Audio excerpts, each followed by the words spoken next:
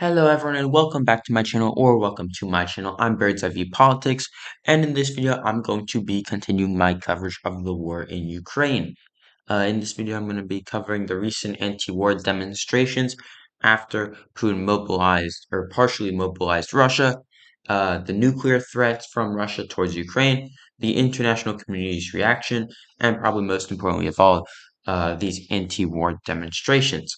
So let's get into it. First, of course, we had Putin partially mobilize Russia. He claimed that 300,000 Russians will now be sent to Ukraine. So this is essentially a major escalation in the war. This was immediately followed by massive protests across Russia. More than 1,300, according to The Guardian, have been arrested at these demonstrations.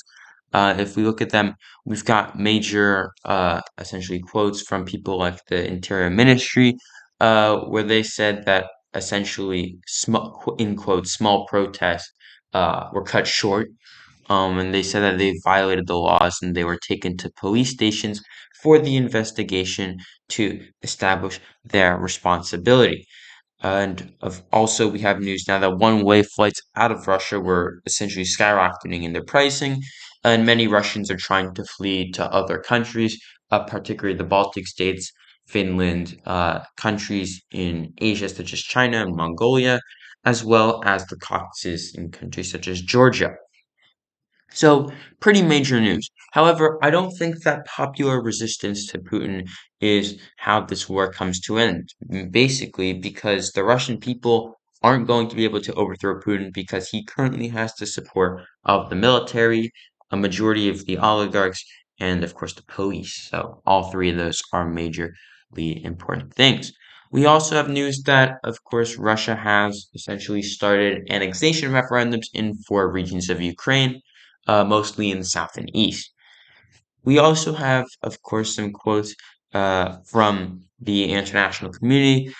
We have news that basically the entirety of the UN, the OSCE, or the Organization for Security and Cooperation in Europe, and the Secretary General of NATO, they've all called the referendums illegal, which was to be expected. Something less expected, however, is 3 allies, typically of Russia, have essentially come out against this. We had Turkey say that illegitimate fait accompli will not be recognized by the international community.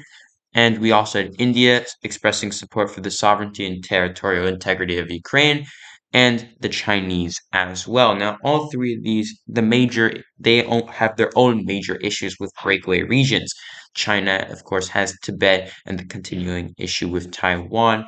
India has their continuing issues with Pakistan, and Turkey has their continuing issues with the Kurds. So all three of these mostly come from a defense of their own positions, but they, of course, also represent meaningful confrontations with the Russians.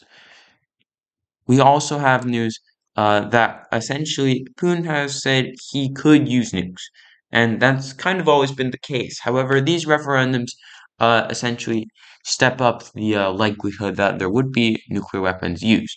And the second you search up Russian nukes, you get tons of different things. You get the Sun saying why Putin will use nukes. We have Business Insider saying that Biden is attacking Putin and has supposedly gone through back channels to tell Russia they can't do that. We've got all these different groups saying that nukes could be used or won't be used. And in my opinion, I think that the only thing that we actually know is that Putin has a higher chance of using nukes if these referendums are completed with pro-Russia results, which they are expected to be. Not only has Russia had a higher and higher likelihood of falsifying these, but also as Russia's occupied these regions, more and more of the pro-Ukraine side civilians have fled to other regions of Ukraine or Europe. Now, Putin, I think, is likely to use these because of Russia's nuclear doctrine, which claims that any attack on Russia would be essentially the start of Russia being allowed to use nukes by their own nuclear doctrine, which would be a huge change if these referendums went ahead, because those new oblasts that are currently a part of Ukraine that would then be claimed by Russia would allow Russia to claim the right to use nukes. So that's major news. I do think that this war has an end, which is that essentially, currently, Ukraine would have to as you can see here, they'd have to make a significant push into Donetsk and Luhansk, and also probably into Kherson and Melitopol. And the reason for that is because Russia can't claim to hold referendums if they don't control significant amounts of the oblasts or regions that they currently do. That's why they aren't holding a referendum in Kharkiv, which was recently taken back by Ukraine.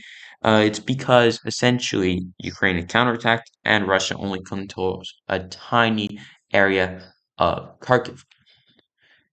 Russia is likely going to have to continue to defend Donetsk, Luhansk, Melitopol, and Kherson for the time being because they need all of those four oblasts to vote in favor of Russia, and the legitimacy with that is very unlikely if they don't control it.